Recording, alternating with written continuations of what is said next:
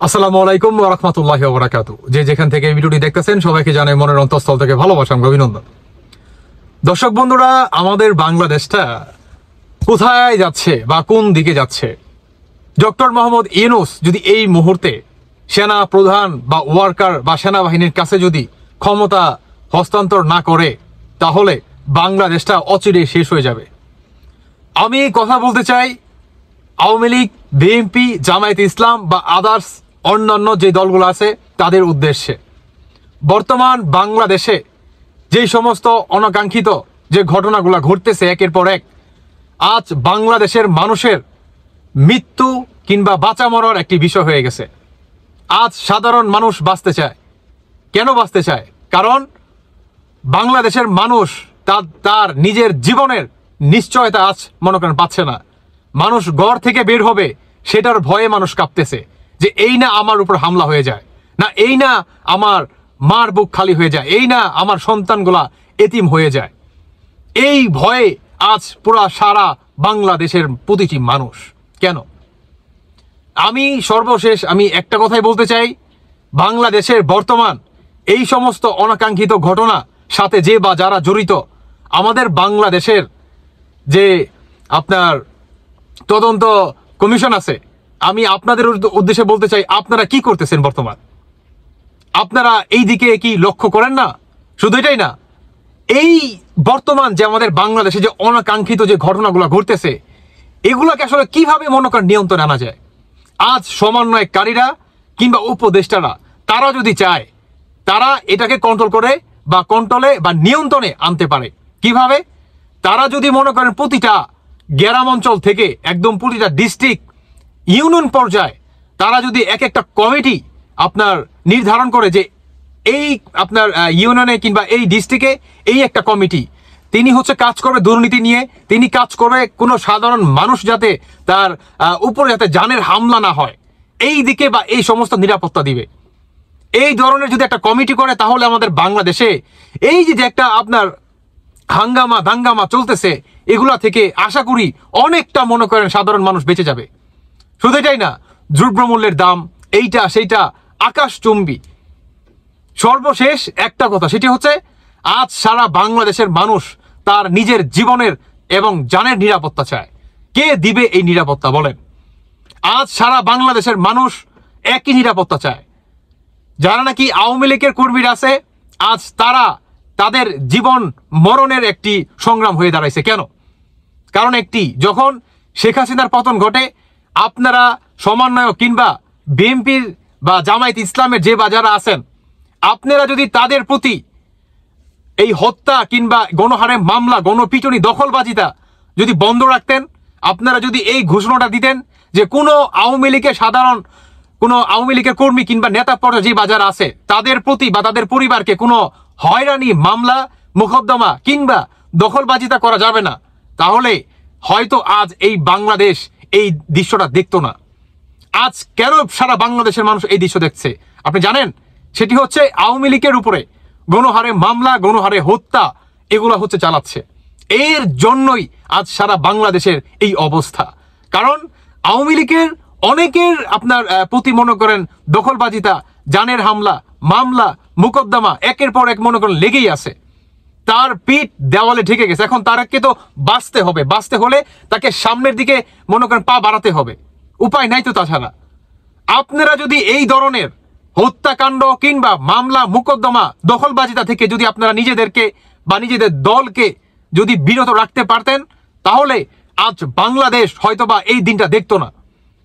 আজ সারা বাংলাদেশ একটা ভয়ঙ্কর একটা মনে করেন অবস্থানে চলে গেছে, ভয়ঙ্কর অবস্থানে। এই অবস্থায় যদি ডক্টর মোহাম্মদ ইউনূস কিংবা উপদেষ্টা যে বাজার আছে, তারা যদি সেনাবাহিনীর প্রধান ওয়ার্কার উনার হাতে বা সেনাবাহিনীর হাতে যদি আপনার এই দেশ যদি মনে করেন না দেয়, হ্যান্ড ওভার না করে, তাহলে দেশে আরো যে কি হবে সেটা শুধু মনে করেন দেখার অপেক্ষা মাত্র। প্রতিনিয়ত বাংলাদেশে একের পর এক আন্দোলন, হত্যা, মামলা চলতেছে। আজ সারা বাংলাদেশের সাধারণ মানুষ পড়ছে বিপাকে। যে নাকি দিন আনে দিন খায়, তার অবস্থা নাজাহেল। কেন?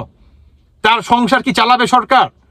তার পরিবারের যে প্রয়োজন, নিত্যদিনের যে প্রয়োজন, যে খাবার, তুলে দিবে কি সরকার? দিবে না। তাহলে তার সংসার চলবে কিভাবে? তাকে তো রাস্তায় বের হতে হবে, কিন্তু তার জীবনের নিরাপত্তা কে দিবে? কেউ দিবে না। অতএব বাংলাদেশের বর্তমান যেই অনাকাঙ্ক্ষিত যে ঘটনাগুলা চলমান কিংবা চলতেছে, এগুলা বন্ধ করার একটাই কারণ বা একটাই উপায়, সেটি হচ্ছে ডক্টর মোহাম্মদ ইউনূসকে পদত্যাগ করে সেনাবাহিনীর হাতে মনে করেন আপনার দেশটাকে তুলে দিতে হবে। অন্যথায় এছাড়া আর কোনো বিকল্প নাই। আপনারা অনেকেই জানেন শহীদ জিয়া যখন নাকি আমাদের বাংলাদেশে ঠিক এই ঘটনা ঘটছে, শহীদ জিয়া কিন্তু এক হাতে পুরো বাংলাদেশটাকে কিন্তু কন্ট্রোল করছে। আজ ওয়ার্কারকে, সেনাবাহিনীর প্রধান ওয়ার্কার জামান, উনাকেও সেম কাজটাই করতে হবে। আপনি যদি শহীদ জিয়ার মতো এই কাজটা যদি এখন এই দূর সময়ে বাংলাদেশের পাশে এবং আপনি যদি দেশটাকে হ্যান্ডওভার বা কন্ট্রোল না করতে পারেন, তাহলে বাংলাদেশটা অচিরে শেষ হয়ে যাবে। আজ বাংলাদেশটা সারা মানুষ, বাংলাদেশের প্রতিটি জনতা আজ বাঁচতে চায়, তাদের জীবনের নিরাপত্তা চায়। যে নাকি দিন আনে দিন খায়, যে নাকি দিন মজুর, সে কাজ করে খেতে চায়, তার পরিবার চালাতে চায় এবং সর্বশেষ তার জীবনের নিরাপত্তা চায়। কে দিবে এই নিরাপত্তা? শুধু এটাই না, বাংলাদেশের প্রতিটি মানুষের আজ সবচেয়ে বড় যে আকাঙ্ক্ষা, সেটি হচ্ছে স্বাভাবিক মৃত্যু। সে স্বাভাবিক মৃত্যুবরণ করতে চায়। রাস্তাঘাটে তার মরদেহ কিংবা সে মরে পড়ে থাকবে, তার পরিবার অসহায় হয়ে যাবে, তার ছেলে মেয়ে এতিম হয়ে যাবে, তার বিবি বাচ্চা বিয়ে হয়ে যাবে, এগুলা কেউ চায় না। তাই আমি বলবো ডক্টর মোহাম্মদ ইউনূস কিংবা বিশেষভাবে যে সমন্বয়ক ভাইয়ার আছে, আপনারা প্লিজ আপনাদের ক্ষমতা বা আপনারা তো দেখলেন এই 3 মাসের উপরে দেশটা আপনারা চালাতে পারবেন না। অতএব আপনারা আপনাদের জিতটা সাইডে রেখে দেশের জন্য এগিয়ে আসুন, দেশটাকে তুলে দেন সেনাবাহিনীর হাতে। আপনারা পারবেন না দেশ চালাতে, আপনাদের সেই যোগ্যতা নাই। আজ 3 মাসের ভিতরে বাংলাদেশের যে অবস্থা বলার বাইরে। আজ আওয়ামী লীগের যারা নাকি কর্মী আছে, তারা আপনার অচিরে শান্ত হয়ে গেত, কিন্তু আপনারা যদি তাদের প্রতি এই হত্যাকাণ্ড কিংবা গণহারে মামলা কিংবা যে সমস্ত মব জাস্টিস আপনারা চালাচ্ছেন তাদের উপরে, এগুলা থেকে যদি আপনারা নিজেদেরকে বিরত রাখতে পারতেন এবং বাংলাদেশের প্রতিটি মানুষকে যদি জানেন নিরাপত্তা এবং আপনার ঠিকভাবে সে যাতে কর্ম করতে পারে, এই ধরনের কাজগুলা বা এই জিনিসগুলা যদি আপনারা সঠিকভাবে পরিচালনা করতে পারতেন, তাহলে আমার বিশ্বাস আওয়ামী লীগের প্রতিটি উঁচু থেকে নিচ থেকে উঁচু যত কর্মী কিংবা নেতা কর্মী বা সাধারণ পর্যায়ে যে মানুষগুলো আছে, প্রতিটি মানুষ আপনাদেরকে সাবাসী দিত কিংবা আপনাদের সাথে থাকতো। আজ তাদের সাপোর্ট কেন নাই? কারণ তারা নিজেরাই মনে করেন ভুক্তভোগী, তাদের উপরে মব জাস্টিস চলছে, এগুলাকে আপনারা দেখেন না। অতএব আমি বলবো বাংলাদেশটাকে শান্ত রাখুন।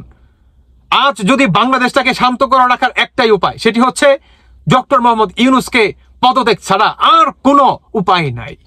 আপনি যাই কিছু বলেন না কেন, উপায় একটি, সেটি হচ্ছে ডক্টর মোহাম্মদ ইউনূসকে এই অন্তর্বর্তীকালে সরকার থেকে সরে আসতে হবে এবং সেনাবাহিনীর প্রধান ওয়ার্কার জামানের কাছে দেশটাকে রাখতে হবে, ক্ষমতা হস্তান্তর করতে হবে। এছাড়া আর কোনো উপায় নাই ভাই। আমি আসলে আর কিছু বলতে চাই না। আমার মনে হলো যে বাংলাদেশের মানুষকে আজ এই মেসেজটা দেওয়াটা অত্যন্ত গুরুত্বপূর্ণ।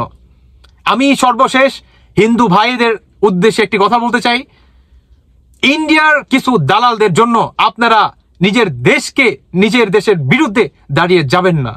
নিজের দেশকে ভালোবাসতে শিখুন, নিজের দেশের মানুষকে ভালোবাসতে শিখুন। ভালো কোনটা মন্দ কোনটা সেটা আপনারা খুব ভালো জানেন। অতএব ভালো মন্দ যাচাই বাছাই করে তারপরে এক স্টেপ পা বাড়ান। অন্যথায় আপনি যদি তাদের উস্কানিমূলক কোনো কথা কিংবা কোনো পদক্ষেপে আপনি যদি পা দেন, মনে রাখবেন পড়বেন আপনি বিপদে, পড়বে পুরো বাংলাদেশের মানুষ বিপদে। অতএব দেশটা কারো বাবার না, দেশটা সবার। হিন্দু, মুসলমান, খ্রিস্টান, সে যেই হোক না কেন, যেই ধর্মই হোক না কেন, দেশটা সবার। মাতৃভূমি সবার উপরে, তাহার উপরে কিছু নাই। জিন্দাবাদ বাংলাদেশ। আপনাদের ব্যক্তিগত মতামত জানিয়ে যাবেন। ধন্যবাদ সবাইকে। আল্লাহ হাফেজ। আসসালামু আলাইকুম।